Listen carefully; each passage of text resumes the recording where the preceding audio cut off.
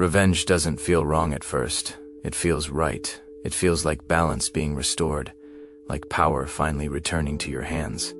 And that's the most dangerous part, because the human brain doesn't chase justice, it chases relief. When someone is hurt, the brain reacts faster than logic or morality ever can.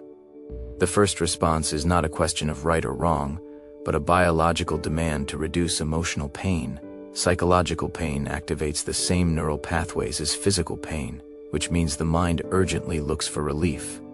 In that moment, revenge appears not as cruelty, but as a solution. The brain interprets the idea of striking back as a way to rebalance the emotional system that feels violated and threatened.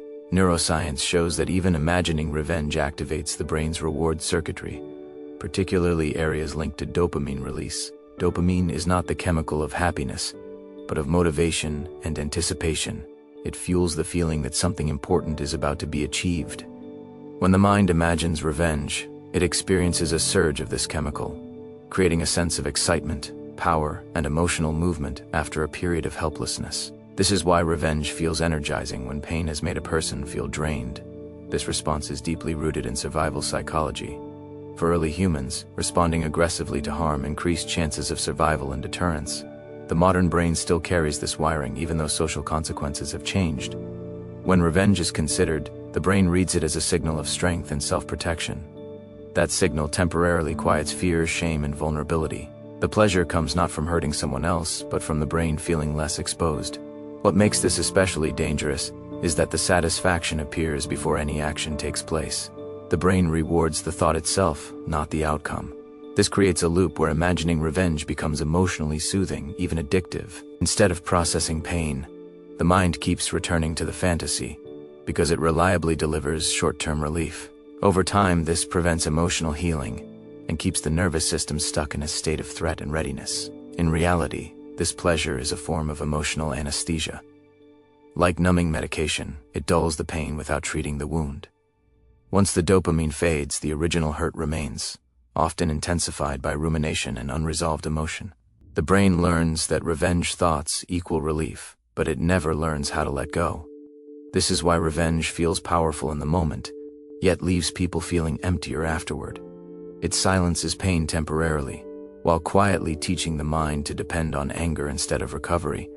When a person is hurt, the most damaging emotion that follows is not anger, but powerlessness. Psychological research shows that loss of control is one of the strongest triggers of emotional distress. Betrayal, humiliation, or injustice makes the brain feel exposed and unsafe, as if something essential has been taken away. In this state, the mind desperately searches for a way to regain stability. Revenge appears as an immediate answer because it promises to reverse the roles, transforming the wounded person into someone who can act instead of endure. The moment revenge is imagined, the brain shifts perspective. Instead of replaying the pain as something that happened to you, the mind begins constructing scenarios where you are the one making decisions. This cognitive shift reduces feelings of helplessness. Psychologically, planning restores a sense of agency, which is why people often feel calmer while plotting revenge than while sitting with unresolved pain. The brain mistakes this planning for real control, even though nothing has actually changed yet. This sense of control is highly intoxicating because the brain associates it with safety. Studies in behavioral psychology show that humans tolerate pain better when they believe they have control over outcomes, even if that control is minimal or symbolic. Revenge provides exactly that symbol. It convinces the mind that balance can be restored through action, even when the action is harmful or self-defeating. The comfort comes not from justice, but from the belief that the situation is no longer uncontrollable. However, this control exists only in the imagination. In reality, revenge focuses attention outward, trying to dominate another person's experience instead of repairing one's own internal damage. While the mind feels empowered, the emotional wound remains untouched. The nervous system stays activated, alert for threat, because the original sense of safety was never rebuilt. This is why people who pursue revenge often report feeling restless rather than relieved afterward. Over time, the illusion collapses. The brain realizes that controlling someone else's pain does not restore personal peace. What was lost was not dominance, but emotional security. Revenge distracts from that truth by offering temporary power. But it cannot return the sense of wholeness that pain took away. Real control comes from processing the injury, not reacting to it. Until then, revenge will continue to feel powerful, even as it quietly keeps the person trapped in the very loss of control they are trying to escape.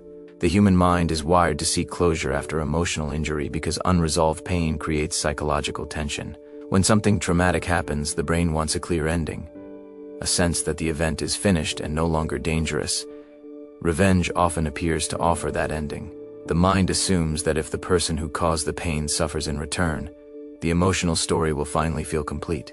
This belief is intuitive, but it is not how memory and emotion actually work in the brain. Psychologically, revenge requires the injury to stay alive in the mind. To justify revenge, the brain must repeatedly revisit the betrayal, the insult, or the humiliation. Each time the event is replayed, the neural pathways associated with that memory grow stronger. Neuroscience shows that repetition does not weaken emotional memories, it reinforces them. Instead of closing the wound, revenge keeps reopening it, ensuring that the pain remains vivid and emotionally charged. What feels like closure in these moments is actually a short-term reduction in emotional tension. Acting on revenge, or even imagining it, creates a brief sense of resolution similar to scratching an itch. The relief is real but temporary. The brain interprets this reduction in tension as healing, even though the underlying emotional injury has not been processed or integrated. This is why the mind can feel momentarily calm after revenge, yet unsettled soon afterward. Over time, the brain forms a powerful association between the pain and the person who caused it. Rather than letting the memory fade, revenge binds identity and emotion to the injury. Psychologists describe this as emotional reattachment, where the mind remains psychologically connected to the source of harm. Instead of moving forward, the person's thoughts, emotions, and self-image continue to orbit around what happened, keeping the past active in the present. True closure requires the nervous system to learn that the threat is over and no longer relevant. Revenge prevents this learning because it keeps signaling danger and unfinished business.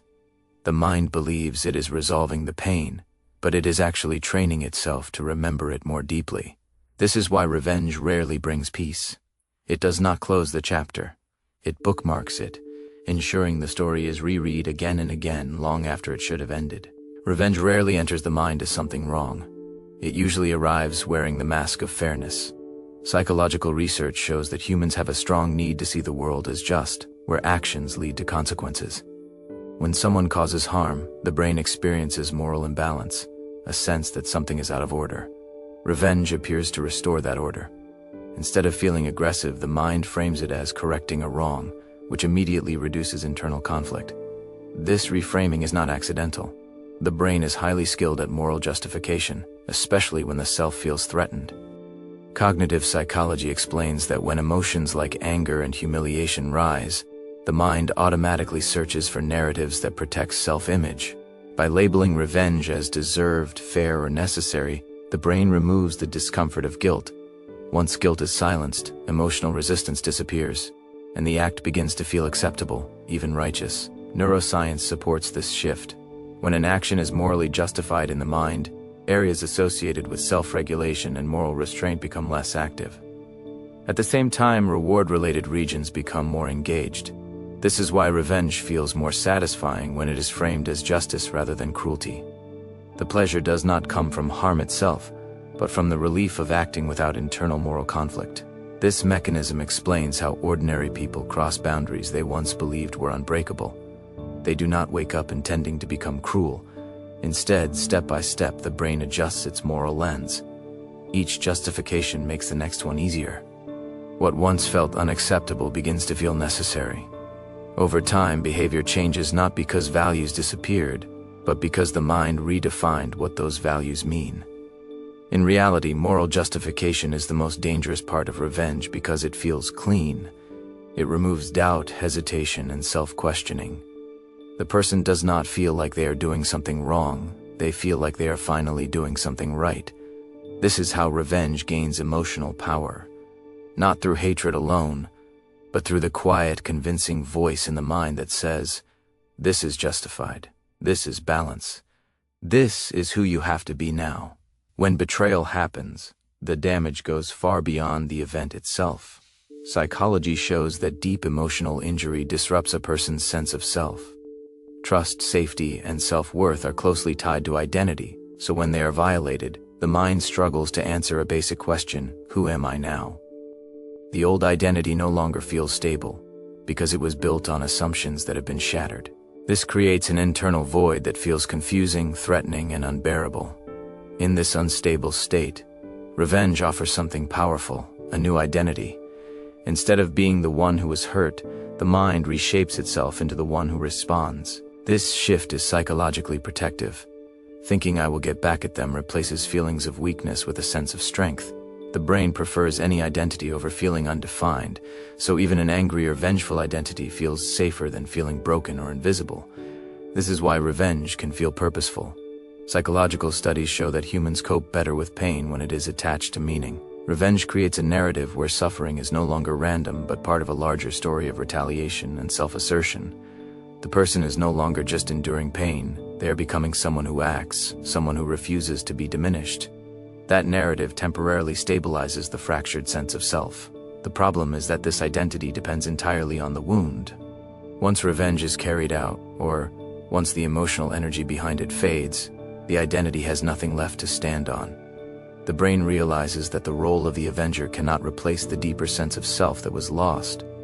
Without the anger to fuel it, the new identity collapses, leaving the person face to face with the original injury they never truly processed. This is why the emptiness afterward can feel even worse than before. The mind briefly believed it had rebuilt itself, only to discover it was standing on pain instead of healing. Revenge did not restore identity, it distracted from its loss. True recovery requires reconstructing the self without needing an enemy. Until that happens, revenge will continue to feel tempting, because it offers a ready-made identity to anyone who feels like they no longer recognize who they are. The emotional satisfaction that comes from revenge is brief because it is driven by chemical reactions, not resolution. When revenge is imagined or carried out, the brain releases dopamine and adrenaline, creating a rush of energy and a feeling of dominance. Neuroscience shows that these chemicals are designed for short bursts, not long-term balance. As soon as they subside, the nervous system returns to its baseline state, and the underlying emotional injury resurfaces unchanged.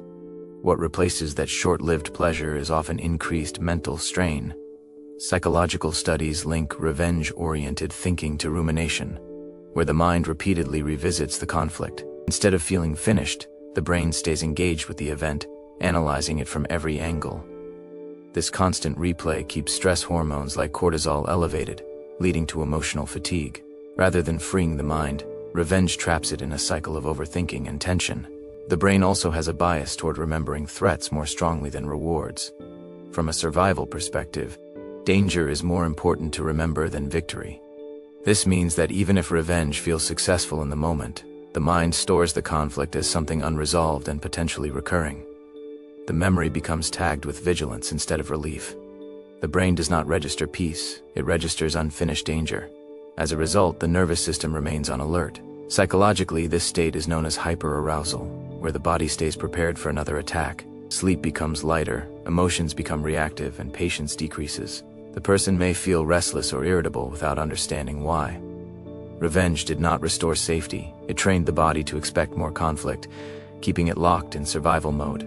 Over time, this pattern reshapes how the mind relates to pain. Instead of learning how to process and release emotional injury, the brain learns to stay inside it. Anger becomes familiar, even comfortable, because it once delivered relief. But familiarity is not healing. Revenge does not eliminate suffering, it extends its lifespan. What begins as a moment of pleasure quietly becomes a permanent cost, paid through peace, clarity, and emotional freedom. The most unsettling truth isn't that revenge feels good, it's why it feels good. Because the brain would rather feel powerful than peaceful. It would rather relive pain than release it, and it would rather destroy than heal if destruction feels easier. Revenge isn't the opposite of weakness, it's the mind's last attempt to escape pain by becoming what hurt it. And once you understand that, you'll realize the real power was never revenge, it was walking away without needing to prove anything at all.